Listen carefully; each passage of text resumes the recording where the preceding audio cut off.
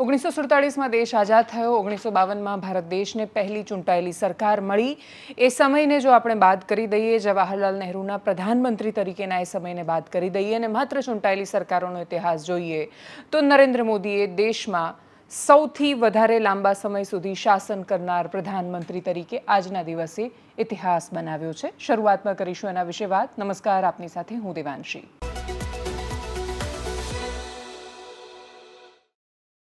ગુજરાતમાં ખેડૂતો રસ્તા પર છે, સતત સંઘર્ષ ચાલી રહ્યો છે, પોલીસ સાથે વિવાદ છે, દ્રશ્યો પીડા આપનારા છે।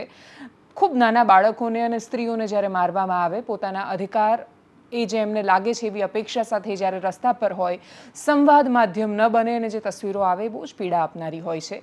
એ સિવાય પણ ગુજરાતના વિવાદાસ્પદ મુદ્દાઓ છે, પણ એ બધા વિશે વાત કરતા પહેલા દેશમાં સૌથી મોટા આજના દિવસના સમાચાર બન્યા અને સમગ્ર એનડીએ જે દિવસને ખૂબ ઉજવણી સાથે આજે આખા દેશમાં દરેક જગ્યાએ એના દ્રશ્યો જે જોવા મળ્યા, જે દિવસને ઉજવ્યો એની વાત કરવી છે।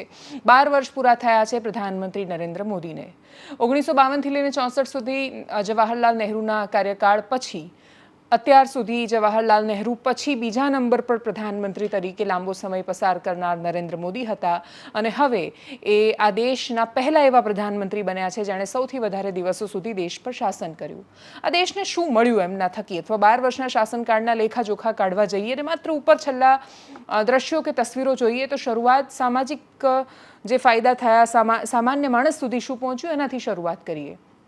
સૌથી મોટી વાત, ઘરમાં કોઈ પણ વ્યક્તિ બીમાર પડ્યું હોય અને ઘરમાં બીમારીનો ખાટલો આવે એટલે સામાન્ય માણસના મનમાં સૌથી પહેલો વિચાર એવો આવતો કે ઘરનો ખાટલો એ બચવાનો નથી આ બીમારીથી। ગુજરાતમાં મા અમૃતમ યોજના હતી, એ જ તર્જ પર એ જ પ્રકારે પ્રધાનમંત્રી નરેન્દ્ર મોદીએ સામાન્ય માણસો માટે આયુષ્યમાન કાર્ડ લોન્ચ કર્યું। આ એક એવી યોજના છે કે જે સામાન્ય માણસના જીવન પર, મધ્યમ વર્ગ પર કેટલી મોટી અસર પાડી શકે છે એની કોઈ કલ્પના નહોતું કરતું। કોઈ કલ્પના કદાચ એ સમય કરી પણ નહોતું શક્યું। બે જ વર્ગોમાં જ્યારે સમાજ મોટાભાગે વહેંચાયેલો લાગતો હતો કે કાં તો ગરીબ છે ને કાં તો અમીર છે, એની વચ્ચે એક મધ્યમ વર્ગ પણ છે અને હોસ્પિટલ એ એના માટે બહુ જ મોટો ખર્ચો છે કે જે એને જીવનમાં 5-10 વર્ષ પાછળ ધકેલી દે છે। પહેલાં 5 લાખનો અને પછી 10 લાખને અમુક જગ્યાએ 15 લાખ સુધી રાજ્ય સરકારની યોજનાઓ એડ કરતાં કરતાં એ આગળ જાય એવું હેલ્થ ઇન્સ્યોરન્સ આપનાર આ સરકાર પહેલી સરકાર બની અને એટલે જ એમના માટે સૌથી મોટો આ સમય રહ્યો કે જ્યારે પ્રધાનમંત્રી નરેન્દ્ર મોદીએ આયુષ્યમાન કાર્ડ યોજના આવી। મિડલ ક્લાસ એમાં બીમારીથી બચવાનો એમને રસ્તો મળ્યો। છેલ્લા એક દાયકામાં સરકારે જે સામાજિક કલ્યાણની યોજના જેને નીચે સીધી ઘર પર સામાન્ય લોકો સુધી પહોંચાડી, એમાં બહુ જ મોટી યોજના પીએમ આવાસ યોજના રહી। 4 કરોડથી વધારે પરિવારો એવા હતા કે જેને પાકા મકાનનું વિતરણ મળ્યું અને જેને ઘર ન મળ્યા એમાં બહેનોના નામ પર તમે ઘર લો તો સરકારે એમાં પણ મદદ કરી સ્ત્રીઓને અને એટલે જ પહેલું ઘર ઘણું બધું, એટલે કદાચ ઇતિહાસમાં પહેલીવાર આટલી બધી સ્ત્રીઓ પોતાના નામે ઘર કરી શકી એ સરકારની યોજનાના પ્રતાપે થયું। સ્વચ્છ ભારત મિશન હેઠળ 10 કરોડથી વધુ શૌચાલયોનું નિર્માણ થયું, ગ્રામીણ સેનિટેશન થયું, ગામડાઓમાં લોટો લઈને હાજતે જતા લોકોની સંખ્યા ઓછી થઈ, ખાસી ઓછી થઈ સરખામણીએ જોવા જઈશું તો હજુ ઘણું શેષ છે। સૌથી મોટી યોજના જળ જીવન મિશન રહી। 2019માં જ્યારે આ મિશન શરૂ થયું ત્યારે માત્ર 17% ગ્રામીણ ઘર એવા હતા કે જેમાં નળથી જળ પહોંચતું હતું। હવે અનેક જગ્યાએ આ વિસ્તારને વ્યાપ પહોંચ્યો છે। સરકારના 100% કે 90% કે કોઈ આંકડાઓમાં ન પડતા, કેમ કે અનેક ગામડાઓ એવા છે કે જ્યાં નળ પહોંચ્યો પણ જળ નથી પહોંચી શક્યું। પણ જ્યારે હું સરખામણી 2014ની કરું છું, જ્યારે નરેન્દ્ર મોદીની સરકાર દેશમાં પહેલીવાર આવી અને 2026ની સરખામણીએ જોઉં છું તો એ જળ ક્રાંતિના સ્વરૂપમાં આખી ઘટના સામાન્ય માણસો સુધી પહોંચી અને આયુષ્યમાન કાર્ડ વિશે વાત થઈ। સૌથી મોટું જો સરકારને કોઈ આ સરકારે કરેલી કોઈ ક્રાંતિની જેમ આપણે એને જોઈશું તો યુપીઆઈ રહેશે। એક તમે QR કોડ સ્કેન કરી દો તમારા મોબાઈલમાંથી ને તમે પેમેન્ટ કરી શકો, એ ઘટના જ પોતાની અંદર બહુ મોટી ક્રાંતિ છે અને એનો ઘટનાક્રમ બહુ જ મહત્વનો હતો। સૌથી પહેલાં જનધન એકાઉન્ટ ખોલવામાં આવ્યા, એટલે 0 રૂપિયાએ તમે એકાઉન્ટ ખોલી શકો એ રીતે। જ્યારે તમારી પાસે સંગરવા રૂપિયા ન હોય પણ તમે બેંક ન જોઈ હોય જેવા માણસોએ, એવા માણસોને બેંક સુધી પહોંચાડવાનો રસ્તો હતો કે તમે 0 રૂપિયા કશા જ એકાઉન્ટમાં પૈસા ન રાખો ને તોય બેંક એકાઉન્ટ ખોલવાની શરૂઆત કરો, દેશ પૈસા બચાવતા થશે એવું માનીને સૌથી પહેલાં જનધન ખોલવામાં આવ્યા। એના પછી નોટબંધી આવીને એના તરત પછી ડિજિટલ પેમેન્ટ, એ બધો જ ઘટનાક્રમ સંકળાતો ગયો અને આજે દુનિયામાં સૌથી વધારે ડિજિટલ પેમેન્ટ જ્યાં થાય છે એવો દેશ ભારત બન્યો, ચાઇના કરતાં પણ વધારે યુપીઆઈનો ઉપયોગ આપણે ત્યાં થાય છે ને એટલે તમે જોતા હશો કે પાણીપુરી તમે 20 રૂપિયાની ખાઓ છો, 10 રૂપિયાના પેલા સિંગદાણા લો છો કોઈની પાસેથી ગરમ, અને તોય સાવ ગરીબ દેખાતા એ માણસને તમે એના અકાઉન્ટમાં પૈસા આપી રહ્યા છો. આ બહુ જ મોટી ક્રાંતિ ભારતને મળી. નાના વેપારીઓને એમાં બહુ જ મોટો ફાયદો થયો. જીએસટીની સિસ્ટમ પર બધાના અલગ અલગ મંતવ્યો છે. હાઈવે બહુ ઝડપથી બન્યા. એરપોર્ટ્સ, હાઈવે, ટ્રેન અને ટેક્સ પેયર, આ 4 વસ્તુ એવી છે કે જે 2014 પહેલાં હતી, 2026 સુધીમાં એ ડબલ કરતાં વધારે સ્થિતિમાં છે. એટલે 12 વર્ષમાં 2014 પહેલાં જેટલા એરપોર્ટ હતા એના કરતાં ખૂબ વધારે એરપોર્ટ બન્યા. ટ્રેનની સંખ્યામાં વધારો થયો. હાઈ સ્પીડ રેલવે નેટવર્ક વિકસાવ્યું. વંદે ભારત જેવી ટ્રેન મળી, તેજસ એક્સપ્રેસ જેવી ટ્રેન મળી. એની સામે લોકલ ટ્રેન અને બાકીની અસમાનતાઓ, એની સામે ખૂબ પ્રશ્નો છે. રાષ્ટ્રીય સુરક્ષા અને બંધારણીય નિર્ણયો ખૂબ મહત્વના લેવામાં આવ્યા. આંખ બંધ કરીને વિચાર કરીએ કે સરકારના ખૂબ મહત્વના સુરક્ષાને લગતા કયા નિર્ણયો, જવાબ બહુ સ્પષ્ટતાથી આવશે. કોઈએ કલ્પના નહોતી કરી કે ભારત દેશ એ નક્સલવાદથી પણ મુક્ત થઈ શકે. અને એટલે જ સરકારે આંતરિક સુરક્ષા માટે નક્સલીઓ સામે લીધેલા પગલાં હોય કે પછી બાહ્ય સુરક્ષા માટે જરૂર પડી ત્યાં સ્ટ્રાઇક કરીને આપેલા જવાબો હોય, એ મોદી સરકારના ખૂબ મહત્વના નિર્ણયો રહ્યા. કલમ 370 હટાવીને જમ્મુ કાશ્મીરને મુખ્યધારામાં ભેળવવાનો પ્રયાસ હોય કે પછી સાંસ્કૃતિક પુનરુત્થાન માટે અથવા જે વિચારધારાના નામ પર સરકાર ચૂંટાઈને આવી હતી એના આધાર પર બંધારણીય પ્રક્રિયા અનુસરીને કોર્ટમાંથી નિર્ણય લાવ્યા પછી રામ મંદિર બનાવવાની વાત હોય, સરકાર પોતે જે વચનપત્રમાં કહેલા મુદ્દાઓ હતા એ પૂરા કરવામાં એક સમયે અસંભવ લાગતા હતા જે મુદ્દાઓ, એ પૂરા કરી ચૂકી છે આ સરકાર. અને એટલે જ કોઈ પણ સરકાર તમે જ્યારે ચૂંટીને લાવો છો ત્યારે એની પહેલાં એક મેનિફેસ્ટો આપે છે. તમે 2014નો મોદી સરકારનો મેનિફેસ્ટો જોશો તો એમાં જે વચનો આપવામાં આવ્યા હતા, જેમાં 370 હટાવીશું ને રામ મંદિર એક દિવસ બનાવીશું, એક નારો હતો કે જે બહુ જ ગૌરવથી ખૂબ બધા લોકોને બહુ જ એ પ્રતિબદ્ધતા સાથે બોલતા હતા કે કસમ રામ કી ખાતે હૈ મંદિર વહીં બનાએંગે. ત્યારે સામે પ્રશ્ન થતો હતો કે મંદિર વહીં બનાએંગે, તારીખ નહીં બતાએંગે. તારીખ પણ આવી, ઇતિહાસ પણ લખાયો એ દિવસ પર, અને પછી આ દેશે રામ મંદિરને બનતા અને પછી ભવ્ય રામ મંદિરના નિર્માણ પછી ચૂંટણીના પરિણામો પણ જોયા. અને એટલે જ આ દેશની તાસીર આપણને બહુ સ્પષ્ટ રીતે છેલ્લા 12 વર્ષોમાં દેખાઈ. ખૂબ બધું બન્યું, ખૂબ બધું બદલાયું. સરકાર સામે પ્રશ્ન શું રહ્યા? સૌથી મોટો પ્રશ્ન એ રહ્યો કે સરકારે પોતાને પ્રશ્નોથી પર માની. સરકારે એવું માન્યું કે એમને પ્રશ્ન કરવો અથવા એમની વાત સાથે અસહમતિ બતાવવી એ બહુ જ મોટો અપરાધ છે. સરકારે મૂળ વાત ભૂલી ગઈ કે તમે ખૂબ બધા પ્રશ્ન કરીને, લડીને, આંદોલન કરીને, દરેક મુદ્દે એલપીજીના વધતા ભાવથી માંડીને, આંતરિક સુરક્ષાથી માંડીને સામાન્ય માણસના મુદ્દાઓ પર લડ્યા પછી સરકારમાં પહોંચ્યા છો. જો એ લોકતંત્ર ન હોત, જે જવાહરલાલ નહેરુની સાપેક્ષમાં દરેક વખતે તુલના કરીને એમને વાવણા બતાવવાનો જ્યારે પ્રયત્ન થાય ત્યારે એ વાત ભૂલાય કે જો એ નહેરુએ સ્થાપેલી સંસ્થાઓ ન હોત, એ લોકતંત્ર નામની સંસ્થાને એમાં સંયુક્ત રીતે સામાન્ય માણસોનો ભરોસો ન હોત તો 2014માં સત્તા પરિવર્તન જ ન થતું. તો પછી આ દેશ કાગળ પર આમ સહી કરીને આપી દેતા ગાંધી પરિવારને. પણ એવું થયું નથી આ દેશમાં. અને એટલે જ લોકતંત્રની મૂળ વાત જે છે, સરકારે એ વાત સમજવી પડશે કે જેટલા અદ્ભુત નિર્ણયો એમણે આ બધા જ કર્યા, યુપીઆઈથી માંડીને આયુષ્યમાન ભારત જેવા, એટલું જ મહત્વનું છે આ દેશમાં લોકતંત્રને ટકાવી રાખવા માટે પોતાને ટીકાઓથી પર ન માનવું, અસહમતિથી પર ન માનવું. અને તમે પોતે કદાચ એને ટીકા કે અસહમતિથી પર માનો, પત્રકાર પરિષદ ન કરો, એ અલગ ને વ્યક્તિગત વિષય હોઈ શકે, તો પણ જે તમને પ્રશ્નો કરે છે એ દેશ વિરોધી તત્વો ન હોઈ શકે. જે પ્રશ્ન કરે છે એ સૌથી મોટું દેશભક્ત છે, કેમ કે એને આ દેશની ફિકર છે અને પડી છે આ દેશમાં શું થઈ રહ્યું છે એની સાથે.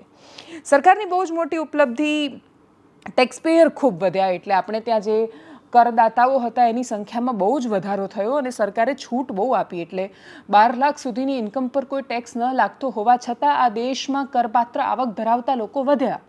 પણ સામે બહુ જ મોટી સમસ્યા એ થઈ કે આર્થિક અસમાનતા એ સરકારની સામે ઊભો થયેલો બહુ જ મોટો પડકાર છે. અને એટલે જ એક બાજુ વંદે ભારત સ્લીપર શરૂ થઈ રહી છે કે જ્યાં બહુ જ આરામથી તમે સૂતા જઈ શકો છો, મુસાફરી કરી શકો છો. ને એટલે જ ભારતને દર્શાવવા માટે ભારતીય રેલવેનું જે ચિત્ર મગજમાં આવતું એ બદલવાનો પ્રયત્ન થયો, પણ સ્થિતિ કે ચિત્ર નથી બદલાયું. આજે પણ ભારતીય રેલવેમાં સુરત સ્ટેશન પર જ્યારે એકસાથે હજારો માણસોની ભીડ થાય છે અને એ જે રીતે કીડા મકોડાની જેમ ભરાઈને ટ્રેનમાં જતા હોય છે, એ તસવીરો બદલાઈ નથી. એમના માટેની ટ્રેન, એમના માટેની વ્યવસ્થા, એકસાથે 2 ટ્રેન જોઈએ, વંદે ભારત અને સામાન્ય ટ્રેન, તો પણ આપણને એક ભારતમાં બે ભારત વસતા સરળતાથી દેખાય. આંકડા પણ એ જ દર્શાવે છે. 2014માં પર કેપિટા ઇન્કમ એટલે ભારતમાં જેટલા માણસો છે એમાંથી એક વ્યક્તિ આખા વર્ષમાં કેટલું કમાય છે, તો 2014માં એ આવક 86,000 હતી. 2026માં એ આવક 2,05,000 છે. એનો મતલબ કે આ દેશમાં જેટલા માણસો કમાય છે એ બધો આંકડો ભેગો કરીએ અને પછી આ દેશની વસ્તીથી એને ભાગીએ તો પહેલાં 86,000 એક માણસના ભાગમાં આવતા હતા એક વર્ષના. અત્યારે એક વર્ષની પર કેપિટા ઇન્કમ 2,05,000 છે. શું સામાન્ય માણસ ખરેખર 86,000માંથી 2,05,000 સુધી પહોંચ્યો? તો એનો જવાબ બીજા આંકડામાં છે કે આ દેશમાં જે ટોચના 1% માણસો છે એમની પાસે આ દેશની કુલ 30% સંપત્તિ હતી 2014 પહેલાં સુધી. 2026માં એ ટોચના 1% માણસો પાસે આ દેશની 40% સંપત્તિ છે. દેશના સૌથી નીચેના એ ગ્રાફમાં સૌથી નીચેના જે 50% માણસો છે, બોટમ 50%, એ લોકોની પાસે 2014 વખતે 8% સંપત્તિ હતી. હવે એમની પાસે 6.4% સંપત્તિ જ બચી છે. એનો મતલબ કે આ જે પર કેપિટા ઇન્કમ વધી છે એ અમીર થયો છે, ગરીબ બન્યો છે. આ જે બે મુખ્ય પડકારો કે પ્રશ્નોથી પર કોઈ સરકાર નથી હોતી અને તમને પ્રશ્ન કરનારા દેશદ્રોહી નથી હોતા, અને બીજો પ્રશ્ન આર્થિક અસમાનતા, અને એ સિવાય શાળાઓનું ઘટવું, શિક્ષકોનું ઘટવું અને ન્યૂ એજ્યુકેશન પોલિસી આવવી. પણ સરકારે જે સાંસ્કૃતિક પુનરુત્થાનની વાત કરી એ સિલેબસમાં કે પછી સામાન્ય માણસના જીવનમાં અસર ન કરવું, એ બધા નાના નાના પ્રશ્નોની વચ્ચે આ બે મુખ્ય પ્રશ્નો અથવા પડકારો સરકારની સામે છે. 25 વર્ષ શાસનના કે જાહેર જીવનના નરેન્દ્ર મોદી આવનારા સમયમાં પૂરા કરવાના છે. એમની યાત્રાની શરૂઆત ગુજરાતથી થઈ હતી અને એટલે જ ગુજરાતનું પણ તમે બિફોર આફ્ટર 2002 પહેલાં અને 2002 પછીનું એટલે 7 ઓક્ટોબર 2001થી લઈને અત્યાર સુધીનું ચિત્ર જ્યારે જોશું ત્યારે 7 ઓક્ટોબરે એમને 25 વર્ષ પણ પૂરા થવાના છે એ શાસનને. તો આ જે લાંબો સમયગાળો રહ્યો છે એ એમની દૂરંદેશિતા, ખૂબ મહત્ત્વના લીધેલા નિર્ણયો, બહુ જ ઓછા નેતાઓ આ દેશને એવા મળ્યા કે જે 25 વર્ષ પછી કે 30 વર્ષ પછીની કલ્પના કરી શકતા હતા. એમણે ગુજરાતને ખૂબ મોટા પ્રોજેક્ટ્સ આપ્યા, અદ્યતન બનેલા સુસજ્જ આપણને નગરો આપ્યા, મહાનગરપાલિકાઓ વિકસિત થઈ, અને એ સિવાય ઘણું બધું છે કે જે મળ્યું. મૂળ જે અમુક પાયાની સમસ્યાઓ હતી એ રહી ગઈ, અને એનાથી વિશેષ સવાલ એ થયો કે એમના ગયા પછી ગુજરાતને કયા એવા મુખ્યમંત્રી મળે કે જે એમની સાપેક્ષમાં ખરા ઉતરી શકે. એનો જવાબ ન મળ્યો. જે શાસકો આવતા ગયા એનાથી લોકોની ફરિયાદો વધતી ગઈ, પણ છેલ્લે અંતે ભારતીય જનતા પાર્ટી ટકી રહી, અને માત્ર ટકી ન રહી, બુલંદીથી આગળ વધી. એ ગણતરીઓમાં હવે ભારતીય જનતા પાર્ટી પારંગત થઈ ગઈ છે. નીચે ગ્રાઉન્ડ પર ગમે તેટલા પ્રશ્નો હોય, વોટનું ગણિત ભાજપ સમજે છે, અને જ્યાં સુધી મતદારોના મનનું રસાયણ અને વોટનું ગણિત ભાજપ સમજે છે ત્યાં સુધી વિપક્ષોએ ચિંતા કરવાની ચોક્કસ જરૂર છે. આગળ વાત કરીશું ગુજરાતના મુદ્દાઓની. ગુજરાતના મુદ્દાઓ વિશે વાત કરતા પહેલાં આજે કેબિનેટમાં પ્રધાનમંત્રી મોદીને અભિનંદન આપવામાં આવ્યા. એ સિવાય એ જાલમૂડી ખાતા હતા એ પ્રકારની તસવીરો પણ સામે આવી, રાજનૈતિક તસવીરો હતી. એકદમ સંક્ષિપ્તમાં કરીએ એના પર નજર.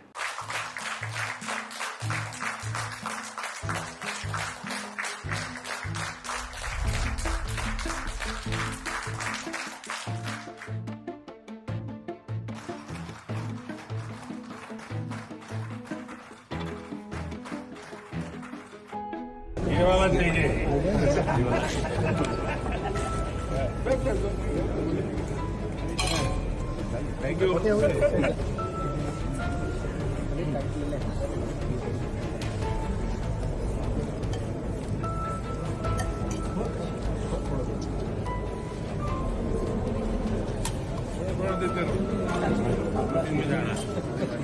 વાત ગુજરાતના ખેડૂતોની. મોરબીના જેતપર પાસે ખેડૂતો આક્રમકતાથી લડાઈ લડી રહ્યા છે. આક્રમકતાથી લડાઈ અને રસ્તો રોકવાનો પ્રયત્ન થાય ત્યારે પોલીસ પોતાનું કામ કરવા માટે મેદાનમાં ઉતરે. આની પહેલાં વાંઢિયા ગામે ભારતીય કિસાન સંઘે જ્યારે એલાન કર્યું અને 7-8 કલાક સુધી કચ્છનો હાઈવે રોકી રાખ્યો ત્યારે પોલીસે બળપ્રયોગ નહોતો કર્યો. હવે કિસાન કોંગ્રેસનો આરોપ છે કે કિસાન સંઘ કે જે મૂળ રાષ્ટ્રીય સ્વયંસેવક સંઘ સાથે જોડાયેલી સંસ્થા છે એમણે એલાન કર્યું હતું તો કલાકો સુધી ચક્કાજામ રહેવા દીધો, અને કિસાન કોંગ્રેસે એલાન કર્યું તો 7 મિનિટ માટે પણ રસ્તો બંધ ન થવા દીધો, અને ઉપરથી પોલીસે ખૂબ ખરાબ વર્તન કર્યું. આરોપ જે લાગી રહ્યા છે એની તસવીરો પણ સામે આવી છે, વિડીયો પણ સામે આવ્યા છે. નાના બાળકો કહી રહ્યા છે કે 2 લાફા મારીને એને બેસાડી દે છે. નાનું બાળક કહે છે કે મને પણ અટકાયત કરીને પોલીસ સ્ટેશનમાં લઈ જવામાં આવ્યું. મહિલાઓ કહે છે કે અમને નખ માર્યા અને ખૂબ ખરાબ વર્તન કરવામાં આવ્યું.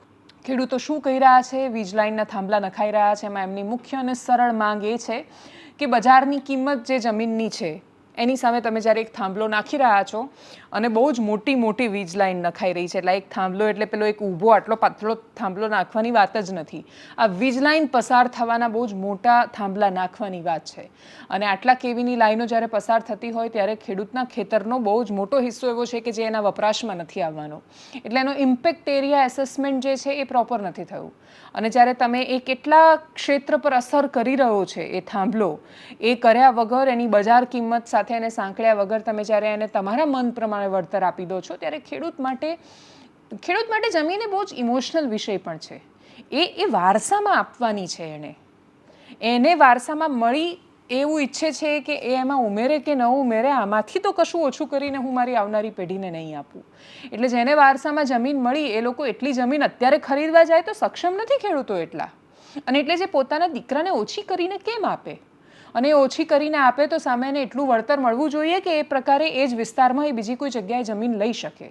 જે વળતર મળી રહ્યું છે એટલે એમને નુકસાન કરોડોમાં થઈ રહ્યું છે, વળતર લાખોમાં મળી રહ્યું છે, ગેપ વધારે છે, અસહમતિ છે, અસહમતિ મુદ્દે સંવાદ જાણે શક્ય જ ન હોય એ પ્રકારની પરિસ્થિતિ છે.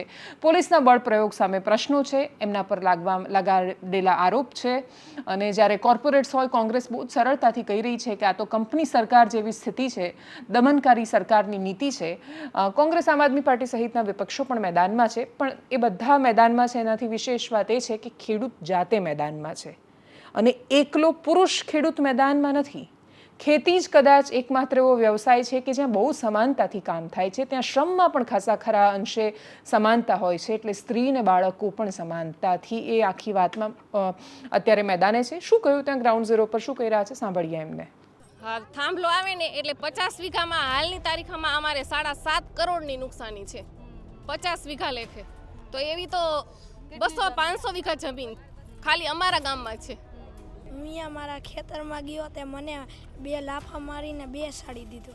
2 લાફા માર્યા પોલીસે? હા.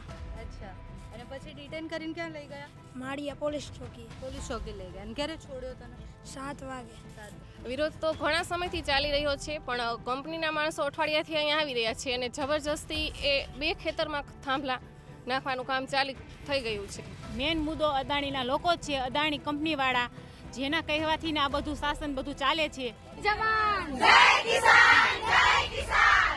ઘણા દિવસથી એ લોકો અમારા ખેતરમાં કામ કરવા આવી રહ્યા છે, ત્યારે અમે એમને કામ કરવાની ના નથી પાડી રહ્યા, પણ અમે એને કહીએ છીએ કે જે સરકારી કાયદા છે એ મુજબ અમને વળતર આપે. પણ એ લોકો છે એ ગુજરાત સરકારના પરિપત્ર મુજબ અમને વળતર આપવા માંગે છે, જે અમારી જમીનની બજાર કિંમત છે એનાથી સાવ એટલે સાવ નજીવું મૂલ્ય છે.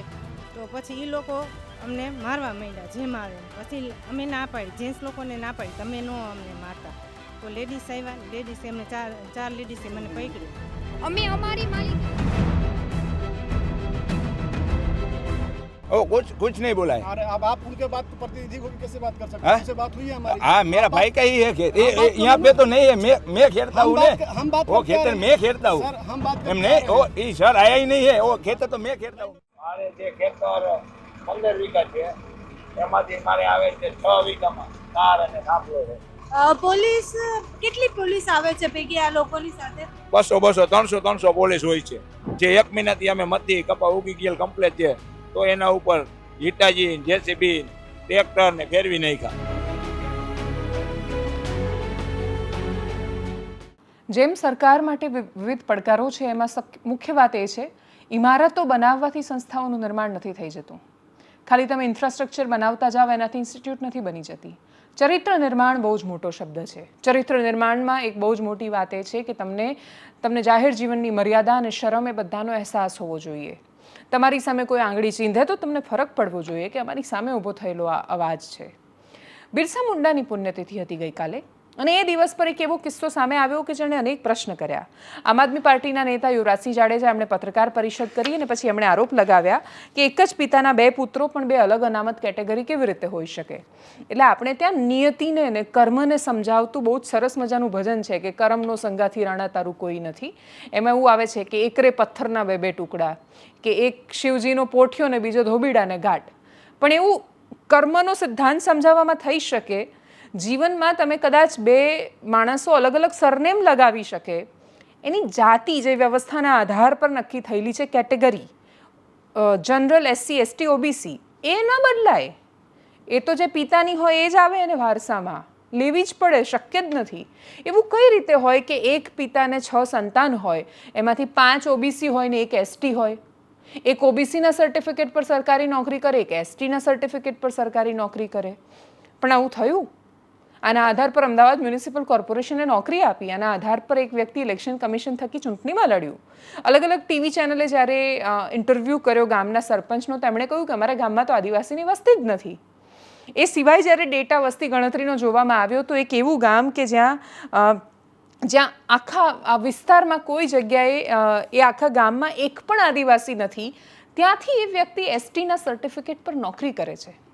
પણ આ બધું થયું એનાથી વિશેષ સવાલ એ છે કે આ ગંભીર પ્રશ્નો, પુરાવા સાથે ઊભા થયેલા પ્રશ્નો હોવા છતાં 24 કલાક પછી પણ એ વિષય પર પ્રતિક્રિયા એવી આવે કે ભાઈ અમને તો કોર્ટે કહ્યું કે નોકરી આપી દો એટલે આપી દીધી. સર્ટિફિકેટની ખરાઈ કરવાની જવાબદારી કોની? બિરસા મુંડા ભવન બહુ દૂર નથી અમદાવાદથી ગાંધીનગર સુધી જઈએ તો.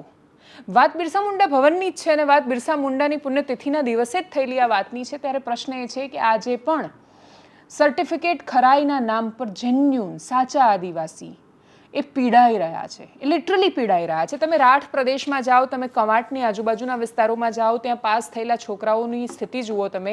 પરીક્ષા પાસ થઈ જાય છે પણ એ સ્ક્રુટિનીમાંથી પસાર થતા, કેમ કે ખોટા આદિવાસી સર્ટિફિકેટ બનાવીને હજારો માણસ તૈયાર છે. ના આદિવાસીની પરંપરા કોઈએ સ્વીકારી, ના આદિવાસીની પીડા એના ભાગમાં આવી. પણ ફાયદો લેવો છે તો આદિવાસીની નોકરી કરવા માટે, એની નોકરી ખાઈ જવા માટે તૈયાર છે. એના નામ પર પ્રમાણપત્ર લઈ લેવા તૈયાર છે. એસટીના પ્રમાણપત્રો જોઈએ છે, એનું જીવન નથી સહન કરવું. એના માટે તો તિરસ્કારની લાગણી છે. વાંસદાના ધારાસભ્ય અનંત પટેલનો મેં થોડા સમય પહેલાં ઇન્ટરવ્યૂ કર્યો હતો અને એમને જ્યારે પ્રશ્ન કર્યો ત્યારે એમણે કહ્યું કે આવો તમે મારી સાથે. એ કે અમે ગયા હતા સુરતમાં, પટેલ છે એવું લખ્યું અનંત પટેલ. તો પૂછ્યું કે કયા પટેલ છો? ઘર નથી મળતું. આ સ્થિતિ છે. અને એ સ્થિતિમાં ના એની પીડા ખબર છે, ના એની સંસ્કૃતિ ખબર છે, ના એના રિવાજો ખબર છે, ના એની પરંપરા ખબર છે. પણ સેટિંગ કરીને આદિવાસીનું સર્ટિફિકેટ મળી જાય ત્યારે એ અસલી આદિવાસીનો હક ખવાય છે. ત્યાં એ આદિવાસી કે જે વર્ષોથી પ્રકૃતિ અને સંસ્કૃતિ એ બંનેનું પોષણ કરનારો બન્યો છે, એના આધાર પર બચેલું છે આ બધું. પણ એના નામ પર જ્યારે નોકરીઓ ખવાતી થઈ જાય અને પેલા રાઠ પ્રદેશના રાઠવા એ સાબિત કરતાં કરતાં થાકી જાય કે એ તો વર્ષો પહેલાં 25-30 વર્ષ પહેલાં કોઈએ ત્યાંના સર્ટિફિકેટમાં કરેલી ભૂલ અને એમાં પેલું કોળી આગળ લખાયું ને એમાં અમે સાબિત કરતાં થાકી જઈએ છીએ કે અમે જેન્યુન આદિવાસી છીએ, અમે બધી જ પરંપરાઓ માનીએ છીએ, પીઠોરા દેવ છે, લગ્નની પરંપરા છે, બધું અમે કરીએ છીએ. પણ એ છોકરાઓને 5-10 વર્ષ જતા રહે છે નોકરીના, એ સાબિત કરતા કે આદિવાસી છે. અને અહીંયા જે ગામમાં વસ્તી ગણતરી કહે છે કે એક પણ આદિવાસી નથી, જ્યાં 5 ઓબીસી છે છોકરાઓને, 1 એસટી છે, એવો જાદુ થાય છે. અને તોય 24 કલાક પછી જ્યારે પ્રતિક્રિયા ન આવે ત્યારે સમજવાનું કે આપણે એવા યુગમાં પ્રવેશી ચૂક્યા છીએ કે જ્યાં શરમ નામનો શબ્દ શેષ નથી બચ્યો. સુરતમાં આટલા દિવસથી બૂમો પડી રહી છે કે કયું ભૂત આવીને ડિમોલિશન કરી ગયું, તો બધા ખો આપે છે એકબીજાને. કોઈને લાજ નથી આવતી કે આવું કેમનું થયું. 24 કલાક થાય આટલા ગંભીર આરોપ લાગે, એ પણ આવા દિવસ પર જેનો સંયોગ આટલો મોટો પ્રશ્ન કરે, કોઈ જવાબ ન આવે. આને રામરાજને પ્રજા સુખી ન કહેવાય. રામરાજ્યની પરિકલ્પના આ તો નહોતી જ. શું કહ્યું હતું આ વિષય પર આમ આદમી પાર્ટીના નેતા યુવરાજસિંહ જાડેજાએ? સાંભળીએ એમને. હા, હરેશભાઈ છે એ રેવન્યુ તલાટી તરીકે લાગેલા છે 2015ની ભરતીમાં 1046માં ક્રમે SCBCની સીટ ઉપર. આ એના જ સગા ભાઈ એટલે કે નવગણભાઈ રેવાભાઈ સરસૈયા એસટી કેટેગરીની સીટ ઉપર આ વ્યક્તિ અમદાવાદ મ્યુનિસિપલ કોર્પોરેશનની અંદર લાગેલા છે જુનિયર ક્લાર્ક તરીકે. એમાં એ એસટી કેટેગરીના સર્ટિફિકેટ ઉપર પાસ થયો અને એસટી કેટેગરીના સર્ટિફિકેટ હાલના સમયમાં એ અમદાવાદ મ્યુનિસિપલ કોર્પોરેશનની અંદર ફરજ બજાવે છે. આ બેન ડોક્યુમેન્ટ વેરિફિકેશન થઈ ગયું છે ને આ ભાઈ અત્યારે હાલ નોકરી કરી રહ્યા છે અને 26,000ના પગારદાર છે. અરણી ટીંબા કરીને જે ગામ છે એ અરણી ટીંબા સ્થાનિક સ્વરાજ્યની ચૂંટણીમાં તાલુકા પંચાયતની સીટ ઉપરથી આ ભાઈ ચૂંટણી લડે છે. તેમાં એ પોતાની અનુસૂચિત આદિજાતિ એટલે કે એસટી કેટેગરીમાંથી પોતાનું ફોર્મ ભરે છે.